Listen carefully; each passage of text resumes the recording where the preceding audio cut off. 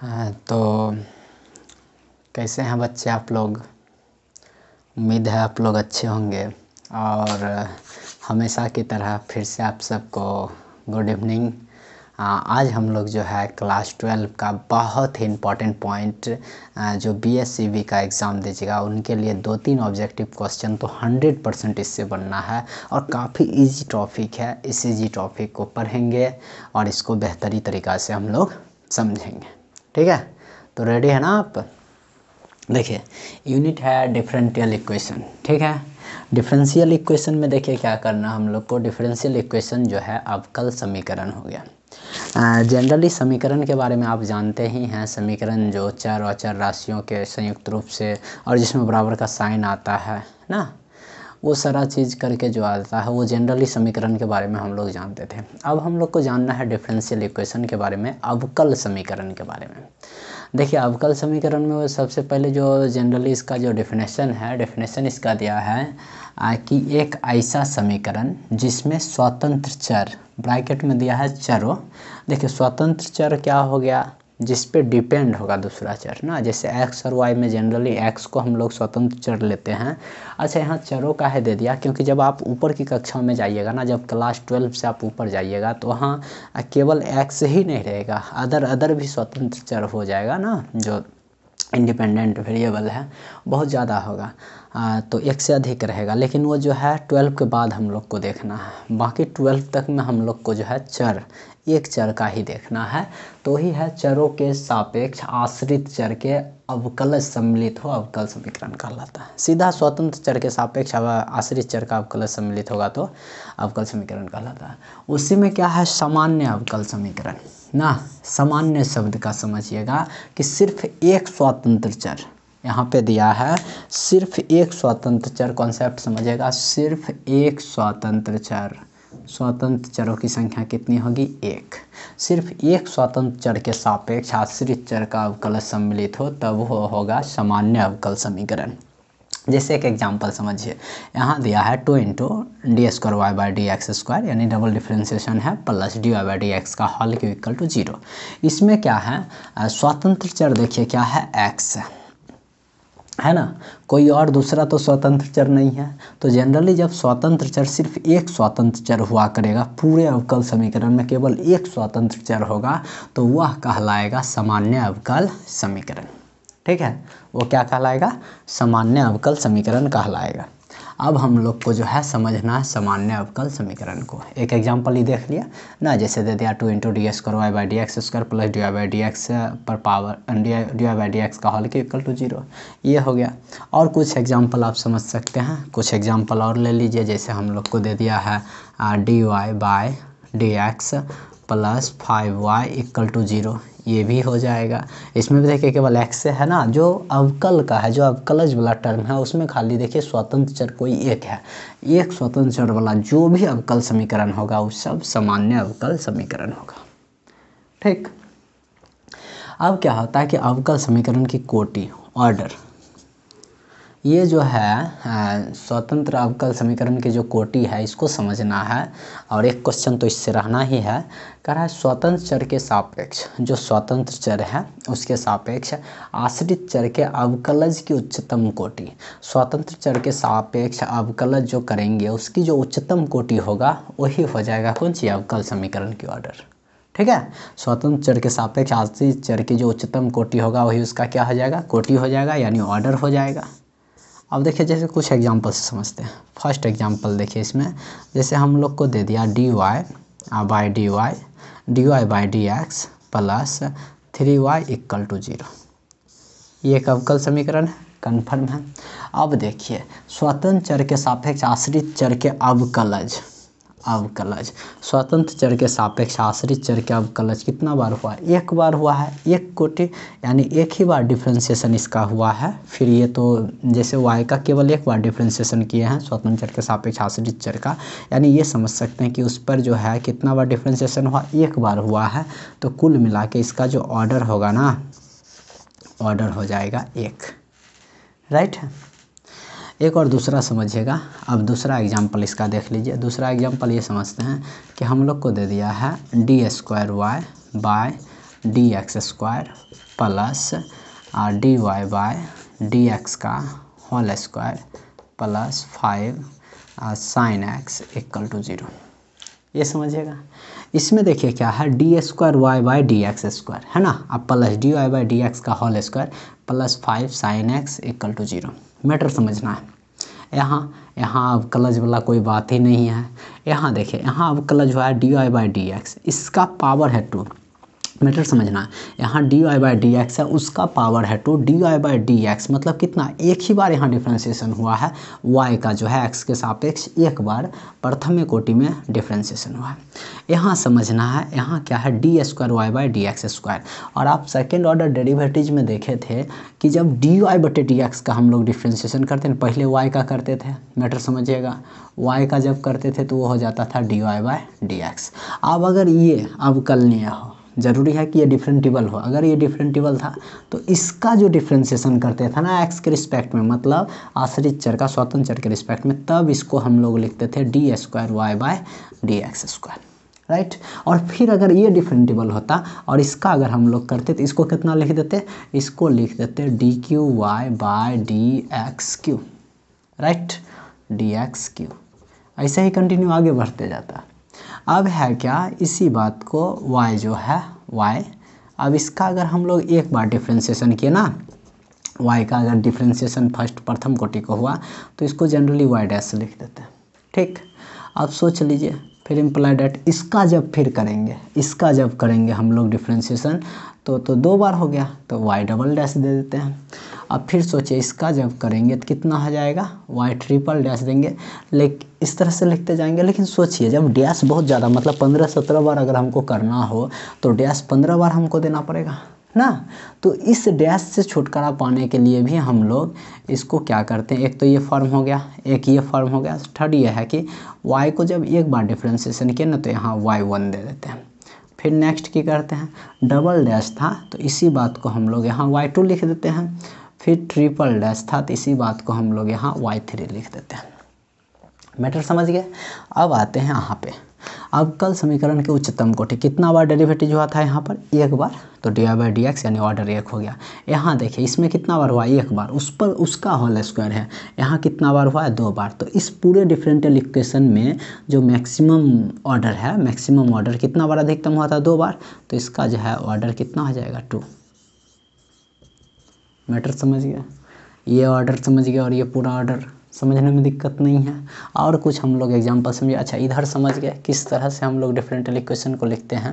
y का जब एक बार डेरिवेटिव करते हैं d y by d x होता है, फिर d y by d x का करते हैं d square y by d x square होता है, फिर d square y by d x square का जब फिर वही स्वतंत्र चर का आश्रित चर का करते हैं स्वतंत्र चर के सापेक्ष, तो बस बढ़ते जाता है। फिर d cube y by d x cube continue ऐसा होता है। इसी बात को डैश लगा के भी लिखते हैं कि y का जब डेरिवेटिव करते हैं तो इसको एक बार में y डैश लिख देते हैं, फिर अगर 2 बार कर देते हैं y डबल डैश देते हैं, 3 बार y ट्रिपल डैश, फिर ये भी क्या होता है, कंटिन्यू चलता है। लेकिन सोचिए जब काफ़ी बार डैश देना होगा तो बहुत बड़ा लिखने में असुविधा हो जाएगा। तो इससे छुटकारा पाने के लिए जब y का एक बार डिफ्रेंशिएशन करते हैं तो y1 दे देते हैं, डबल डैश के लिए y2 दे देते हैं, ट्रिपल डैश के लिए y3, और ये भी कंटिन्यू चलते रहता है। n बार करना होगा तो yn दे देंगे। मैटर समझ गए। अच्छा, ये चीज़ तो समझ गए। इसके साथ साथ आप कोटि लिखना भी समझ गए कि किसी का भी कोटि हम कैसे लिखेंगे, ठीक। कोटि लिख दीजिएगा। बस यहाँ ये याद रखना, ये पावर और ये जो डेरिवेटिव कर रहे हैं, अवकलज की उच्चतम कोटि हमको लिखना है, ना कि किसी टर्म का अधिकतम घात लिखना है। यहाँ अवकलज की उच्चतम कोटि लिखना। मैटर समझ गया, पूरा कॉन्सेप्ट यहाँ क्लियर है। चलिए ऐड कीजिए इसको, तब फिर आगे देखते हैं हम लोग।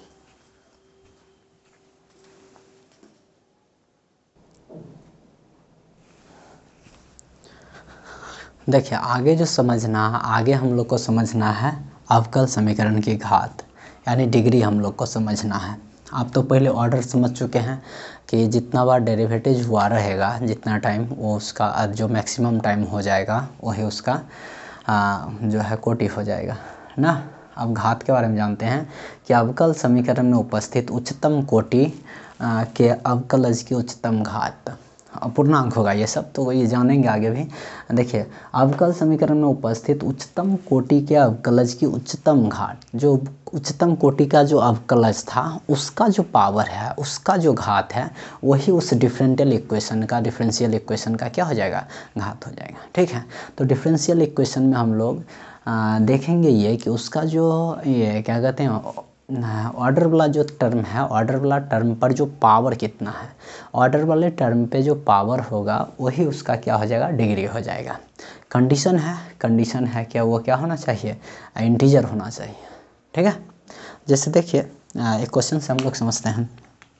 क्वेश्चन दिया है dy/dx + 2y = 0। ठीक है, dy/dx + 2y = 0। सबसे पहले तो इसका ऑर्डर हम लोग को समझना है। ठीक, इसका जो है ऑर्डर हम लोग को लिखना है। ऑर्डर समझिएगा, इसमें मैक्सिमम कितना बार डेरिवेटिव हुआ है, एक बार हुआ है तो ऑर्डर 1 हो जाएगा। मैटर समझ गए। अब ऑर्डर के बाद जब आपको डिग्री लिखना है,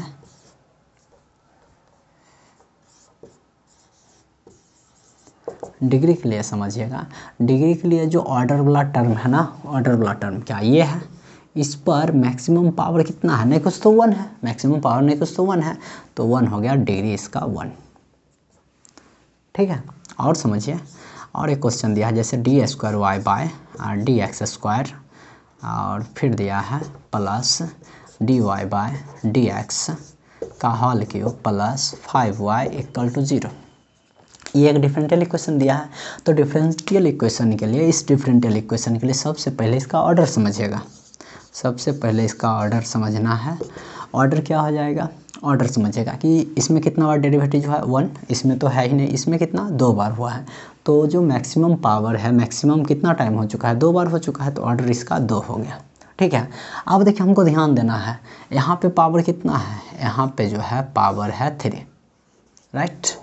अब देखिए यहाँ पे पावर कितना होगा, यहाँ 1, मैक्सिमम पावर 3 है, बट यहाँ ध्यान देना है आपको किस टर्म का देखना, जिस टर्म का आप ऑर्डर लिखते हो ना, ऑर्डर वाला जो टर्म होता है समझिएगा। कह रहा अवकल समीकरण में उपस्थित उच्चतम कोटि के अवकलज की उच्चतम घात, उच्चतम कोटि, तो उच्चतम कोटि क्या है, इसमें और इसमें दोनों में उच्चतम क्या है, d²y/dx²। तो इसका जो घात है वही डिग्री हो जाएगा डिफरेंशियल इक्वेशन का, राइट ना। तो इस तरह से इसका जो है डिग्री होगा कितना, 1। समझ गए। फिर देखिए नेक्स्ट क्वेश्चन एक और समझते हैं।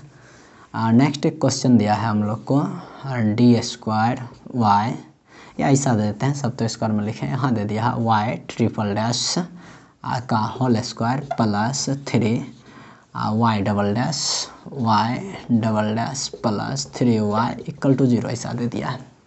इसमें देखिएगा क्या होगा, डैश जो है क्या है समझ ही रहे हैं, यहाँ दे दिया है, ये एक डिफरेंशियल इक्वेशन है। तो डिफरेंशियल इक्वेशन में देख लीजिए, इसमें कितना बार डेरिवेटिव हुआ ही नहीं है, इसमें कितना है 2 टाइम है और यह है 3 टाइम। तो उच्चतम कोटि कितना हो जाएगा इसका, उच्चतम कोटि 3 बार अधिकतम हुआ है, तो उच्चतम कोटि 3 होगा, यानी इसका जो है ऑर्डर कितना हो जाएगा, इसका ऑर्डर हो जाएगा, ऑर्डर हो गया 3। ठीक है, जितना टाइम हो गया। अब क्या करना है, जो ऑर्डर वाला टर्म है ना, उसका पावर मैक्सिमम क्या है, उसका मैक्सिमम पावर देखना। देखिए यहाँ पे पावर कितना है, यहाँ पे नहीं कुछ तो 1 है, और यहाँ पे पावर कितना दिया है, 2 दिया है। ठीक है, तो डिग्री कितना होगा, डिग्री समझ लीजिएगा। आपको डिग्री जो है हम लोग को लिखना है जब, तो डिग्री के लिए मैटर समझिए, जो ऑर्डर वाला टर्म 3 था ये, इसका पावर कितना है ऑर्डर वाला टर्म का, ऑर्डर वाला टर्म का पावर 2 है, तो इसका डिग्री कितना हो जाएगा 2। तो उम्मीद है आप डिग्री और ऑर्डर समझ गए होंगे। ठीक, अब कुछ जो है, कुछ इसका जो अपवाद है, कुछ एक्सपेंशन है, वो हम लोग समझते हैं। ठीक है,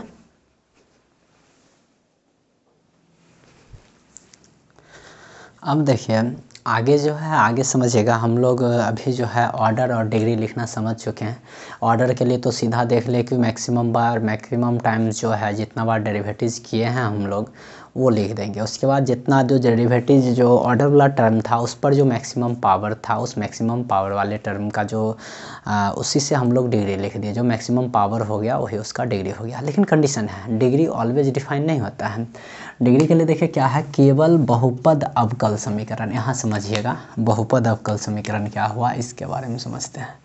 केवल बहुपद अवकल समीकरण जो है बहुपद अवकल समीकरण के घात को परिभाषित किया जा सकता है। तो ये जरूरी है कि अवकल समीकरण किस में हो, बहुपद में हो।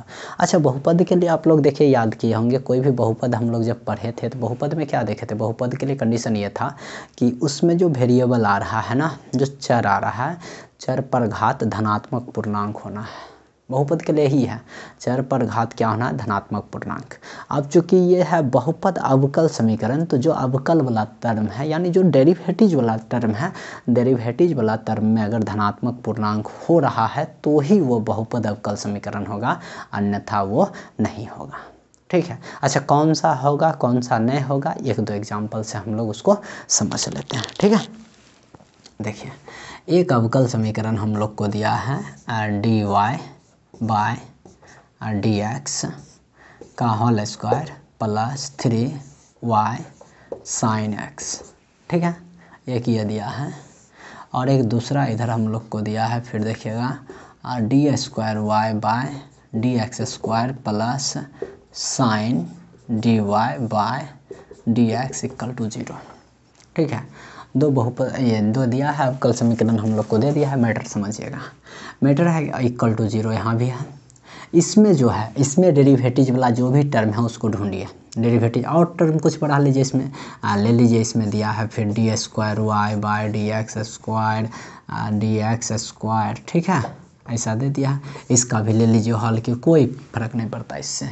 जो डेरिवेटिव वाला टर्म है उस पर जो पावर कितना है, 3 है, 2 है, और न है तो न है, कोई बात नहीं है। देखिए पॉजिटिव इंटीजर है, पॉजिटिव इंटीजर है, ऐसा नहीं है कि 1 बाई करके या कुछ भी इस तरह का लफड़ा है नहीं। तो ये तो कन्फर्म रहिए कि ये क्या हो गया, ये जो है बहुपद अवकल समीकरण हो गया। बहुपद के लिए तो यही है, बहुपद के लिए जैसे देखे थे हम लोग कि चर पर पावर जो है वो धनात्मक पूर्णांक होना चाहिए, लेकिन ये अवकल बहुपद है तो अवकल वाला जो पद है उस पर धनात्मक पूर्णांक होना चाहिए। ठीक है, तो इसमें तो है, इसमें हो गया। तो इसमें देखिए दोनों डिफाइन हो जाएगा। इसमें जो है इसका सबसे पहले ऑर्डर कितना होगा, कितना बार अधिकतम डिफ्रेंशिएशन हुआ है, 2 बार, तो ऑर्डर 2 हो गया। और उस वाले जिसका हम ऑर्डर लिखे वो वाले पद पर पावर कितना है, अधिकतम 3 है, तो इसका जो है डिग्री कितना हो जाएगा, डिग्री 3 हो जाएगा। ठीक है, ऑर्डर डिग्री दोनों लिख लिया। अब देखिए इसमें समझिएगा, इसमें क्या है, d square y by d x square, इस पे पावर नहीं कुछ तो 1 है। अच्छा, यहाँ d y by d x है ही नहीं, ध्यान देना है, d y by d x यहाँ है ही नहीं। यहाँ क्यों नहीं है, क्योंकि साइन जो है ना और d y by d x, अगर दोनों को अलग करके हम सोचते हैं ना तो इसका कोई मीनिंग नहीं होता। ठीक है, साइन का कोई मीनिंग यहाँ नहीं रह जाता। यानी यहाँ पे जो है sine d y by d x है, तो इसका समझिए ये जो है साइन थीटा में d y by d x दे दिया है, और ये इसका पावर 1 है, ना कि डी वाई बटे डी एक्स का पावर 1 है। यहाँ sine d y by d x कुल का पावर 1 है, और जब इसको अगर हम केवल डी वाई बटे डी एक्स का पावर निकालना चाहेंगे तो इंटीजर यहाँ नहीं निकल पाएगा, क्योंकि ये इसके बिना इसका कोई मीनिंग है ही नहीं। तो जैसे इंटीजर नहीं आ पाएगा तो ये तो बहुपद में नहीं होगा, तो ये बहुपद में अवकल समीकरण नहीं है। तब इसका क्या लिखेंगे, ऑर्डर तो हम लोग लिख देंगे, ऑर्डर 2 टाइम हुआ है 2 दे दीजिए, लेकिन डिग्री जो आप लोग लिखिएगा, डिग्री इसका degree not define, right, degree define नहीं होगा। समझ में आ गया है। तो इस तरह से आप आसानी से देखिएगा कि ऑर्डर और डिग्री कब हम लोग डिफाइन कर पाएंगे, कब डिफाइन नहीं कर पाएंगे। ठीक है, लिख लीजिए इसको।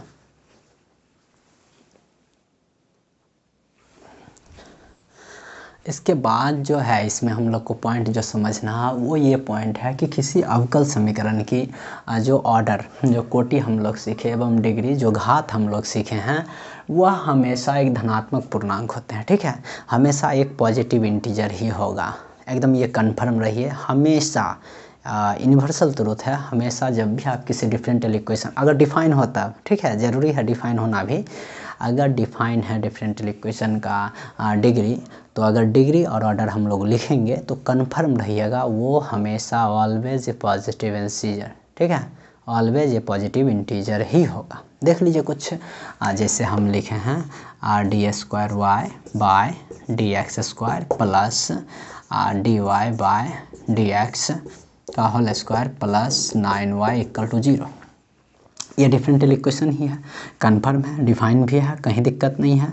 तो इसका जब आप ऑर्डर लिखिएगा ना, इसका ऑर्डर कितना बार डिफ्रेंशिएशन हो चुका है, 2 बार, तो ऑर्डर तो 2 हो गया। तो 2 क्या है, 2 तो एक पॉजिटिव इंटीजर है ना, 2 बिलोंग्स टू जेड प्लस धनात्मक पूर्णांक है, मतलब सीधा धनात्मक पूर्णांक ये समझ लो 1 2 3 4 5 6 7 जो नेचुरल नंबर लिखते हो ना, उसको धनात्मक पूर्णांक आप समझ लो, ठीक है। इसके बाद देख लो, इसके बाद जो इसका डिग्री है वो भी कन्फर्म है, पॉजिटिव इंटीजर ही होगा एकदम, ये भी। तो डिग्री क्या, जिस टर्म का आप ऑर्डर लिखो, जहाँ से, कहाँ से लिखे ऑर्डर, यहाँ से तो नहीं लिखे हैं हम लोग, यहाँ से लिखे, तो इस पर मैक्सिमम पावर कितना है, 1 है, तो इसका डिग्री 1 हो गया। तो क्या देखिए पॉजिटिव इंटीजर आया। तो आपको ये ध्यान रखना है कि किसी भी डिफरेंशियल इक्वेशन का आप ऑर्डर और डिग्री जो है जब भी लिखिएगा वो कन्फर्म है, आपको क्या लाना है, पॉजिटिव इंटीजर ही लाना है। कभी कभी इधर उधर देखिए रूट वगैरह दिया रहेगा, आप सॉल्व कीजिएगा, इधर स्क्वायर हो जाएगा, रूट है तो, या 1/3 है 3 कर लीजिएगा, 1/4 है यहाँ 4 कर लीजिएगा, या फिर 1/n है इधर n कर लीजिएगा, इस तरह से कीजिएगा, उससे फ़र्क नहीं पड़ता। बस आपको देख ही लीजिए ना, देख लीजिए एक क्वेश्चन हम लोग देख लिए यहाँ पे, d² y / dx² equal to दे दिया हम लोग को dy/ dx, अंदर रूट दिया ना, ऐसा दे दिया। अब सोचो इसको जनरली हम लोग क्या कर सकते हैं, d² y / dx², उधर रूट है तो इधर स्क्वायर ला लें, स्क्वायर देते हैं, इधर कितना हो जाएगा dy/ dx। फिर इसको जब सॉल्व करेंगे देखिए कितना होगा, d² y / dx² का whole square minus dy/ dx equal to 0, इस तरह से आ जाएगा। अब देखिए इसका क्या लिख सकते हैं हम लोग, ऑर्डर और डिग्री लिख सकते हैं ना। तो इसका देखिए अब ऑर्डर कितना हो जाएगा, इसका ऑर्डर 2 हो जाएगा, क्योंकि कितना बार डिफ्रेंशिएशन हुआ, 2 बार, और डिग्री कितना हो जाएगा 2। यहाँ से नहीं, थोड़ा सॉल्व करके, कभी कभी होगा क्वेश्चन ऐसा देगा तो आपको सॉल्व करके पहले उसको जो है जो पॉलिनोमियल है बहुपद के रूप में ला लीजिएगा, तब फिर उसका ऑर्डर और डिग्री लिखेगा। तो देखिए यहाँ पे इसका ऑर्डर कितना हो जाएगा, यहाँ पे इसका ऑर्डर 2 होगा, और डिग्री भी कितना हो जाएगा, डिग्री भी 2 हो जाएगा, ठीक है। तो उम्मीद है आप लोग जो है ऑर्डर और डिग्री के बारे में डिफरेंशियल इक्वेशन का पूरा समझ गए होंगे। जब आप बिहार बोर्ड के एग्ज़ाम में या किसी भी एग्ज़ाम में आप बैठिए तो जनरली 2 क्वेश्चन तो इससे रहना ही है, तो श्योर है, आप कन्फर्म है कि आप ये दोनों क्वेश्चन बना लीजिएगा। हाँ, आपके साथ हमारी शुभकामनाएँ हैं, निश्चित तौर पर आप बनाइएगा। और बहुत जल्द इसका जो आगे हम जो अवकल समीकरण के विशिष्ट हल हैं या व्यापक हल हैं, इसका जो है वीडियो लेके हम आएंगे।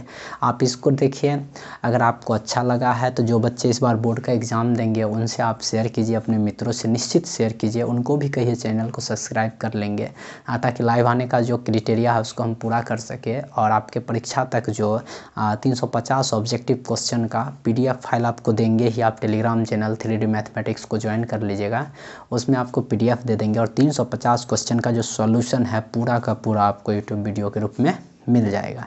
और निश्चित है आप अगर वो 350 बनाइएगा तो 1 मार्क्स वाला जो 50 क्वेश्चन आपको बिहार बोर्ड के एग्ज़ाम में सॉल्व करना है, निश्चित आप कर लीजिएगा। इसके साथ ही जो 2 मार्क्स का जो क्वेश्चन रहेगा 30, उसमें जो 50 आपको करना है, निश्चित रहिए 350 अगर आप बना लेते हैं तो इसी में से आपसे वो भी बन जाएगा। तो हम कोशिश करेंगे, हम पूरा दिल से लगे हुए हैं कि आपका रिजल्ट कैसे बेहतर से बेहतर हो। बाकी आप खुद तो पढ़े ही होंगे, आप साल भर थोड़ा सा लॉकडाउन की वजह से आपका पढ़ाई डिस्टर्ब हुआ होगा, लेकिन फिर भी आप खुद भी मेहनत किए होंगे।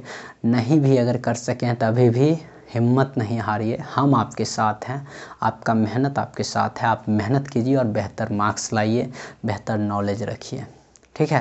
तो अगर कुछ भी प्रॉब्लम होता है इस वीडियो में आपको समझने में, डिग्री ऑर्डर को या कोई भी टॉपिक मैथमेटिक्स का जो आपको दिक्कत है, आप निश्चित कमेंट बॉक्स में बताइए, हम उसका वीडियो बना के आपको उपलब्ध करवाएंगे। जितना हो सके आपको हम मदद करेंगे। तो निसंदेह आप टेलीग्राम चैनल 3D मैथमेटिक्स को ज्वाइन कर लीजिए, जिसमें PDF डाल दिया करेंगे और उसी का वीडियो यहाँ अपलोड हुआ करेगा। ओके, गुड नाइट, शुभ संध्या। फिर से एक बार आप खुद भी देखिए, और आपके जो दोस्त बिहार बोर्ड का एग्ज़ाम दे रहे हैं या किसी भी 12 लेवल का एग्ज़ाम दे रहे हैं या वैसा एग्ज़ाम जिसमें डिफरेंशियल इक्वेशन से रिलेटेड क्वेश्चन रहता है, आप उनको ये वीडियो अगर अच्छा लगा हो आपको शेयर कीजिए और उनको भी कहिए सब्सक्राइब करने। धन्यवाद।